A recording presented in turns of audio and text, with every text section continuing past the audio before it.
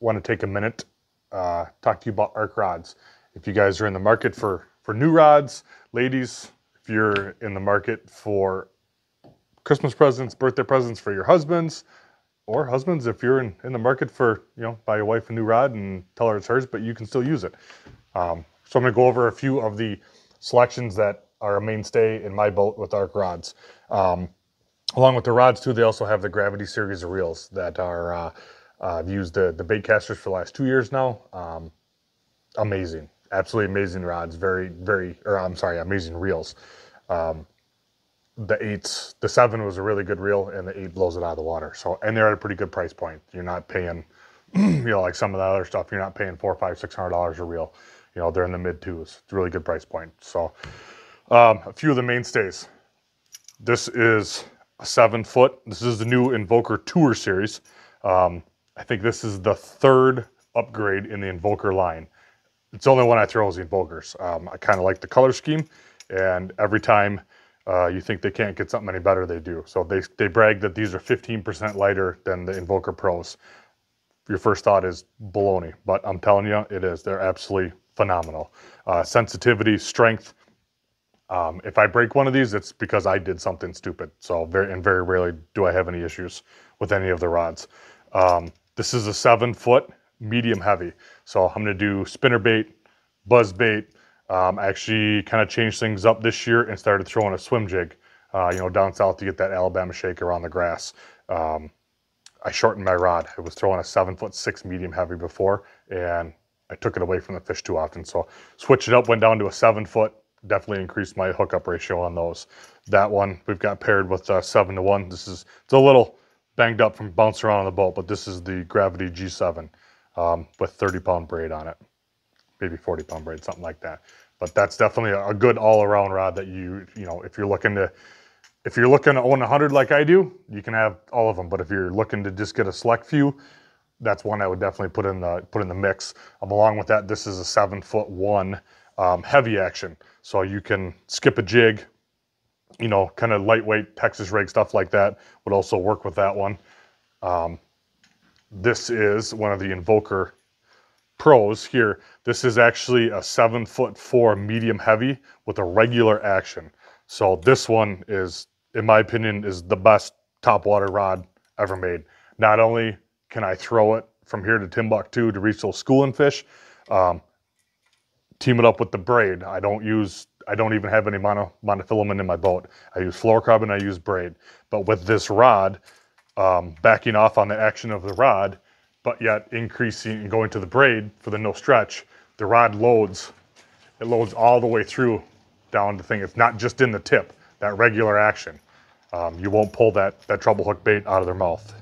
Had a lot of success with that one. As you can see, we got a whopper plopper tied on for this event. So, along with that same parabolic bend, these are the crankbait and the glass series.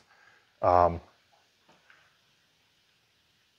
actually ran the line on that one in the reel seat, so that might explain a little bit on that.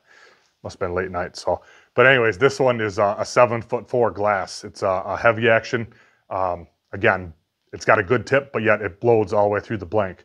I'm gonna throw my square bills, probably anything up to like a DT10 on this kind of rod. I really love it for lipless crankbaits and for chatterbaits. So hopefully I remember to retie that after this video. Over to the Workhorse, in my opinion. This is a 7'4" mag heavy with a fast action. I do 2 things with this. I'm a little bit taller, so I like a longer rod for skipping docks. I skip docks with a jig, and I also frog. It's got the correct action for the tip to set the hook, but yet it loads very quickly through the blank, and they get that bait, they're coming in the boat, no problem. Love that rod.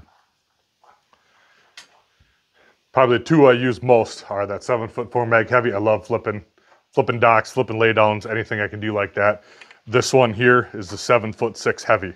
I usually do somewhere between 5/16 and 3/4 of an ounce with this rod.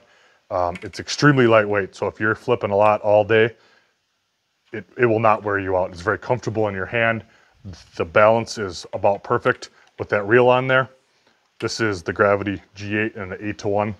I'm not worried about wenching them out of the cover. I do it with the rod. After you hit the fish with the hook set, move the fish with the rod, then worry about reeling. Just my opinion. A lot of people will tell you different. Choose you team that up with 20 or 25 pound test. Absolute, it puts them in the boat. Love that one. Now, for all you guys pinging minnows, this should also work great as a crappie rod. I've taken my kids pan fishing with it too. This is a 7'6" medium light. Go down to, that light, the Demiki Reagan baits. It's got great action, great sensitivity. Action's all in the tip again. This one I'm gonna do Demiki Reagan. I'm gonna do drop shot, Ned rig, stuff like that. They also make, in this same rod, they make a 7'6" medium light. So for all you guys up north, Sturgeon Bay, that area of the Great Lakes, and chasing smallmouth in the springtime, that hair jig's a big deal. I guarantee you put that 7'6" on with this Ark reel, I'll cast anything you've got. This is the new Gravity line of spinning reels. This is the 3000. I will say one thing. The gear ratio is a little bit slow on these, but they've already put in another rendition of them. They're going to bring the gear ratio up. But as you guys know, the most important thing when you get to a spinning reel is the drag. It's absolutely smooth. So when those fish surge at the boat, it's smooth as silk. Definitely going to help you put more fish in the boat. And then lastly here in the spinning line, this is a 7'1" medium action. So, everywhere in the country they bite a wacky rig. Wacky rig, shaky head, anything like that. Sometimes I'll even, for smallmouth up north, if I'm throwing like a 1/4" tube, I'm gonna pick this rod up here. Again, we've got that teamed up with the 3000. I think that other one I went down to 7 or 10 pound test braid. The lighter the braid, to a fluorocarbon leader, you get that hair jig, get that light Demiki rig out there further. This one, I'm putting that wacky rig in some pretty tight places. We go up to 30 pound braid and either a 10 or 12 pound fluorocarbon leader. So we get them hooked, we get them out. And again, like you can say, that drag is just smooth as silk.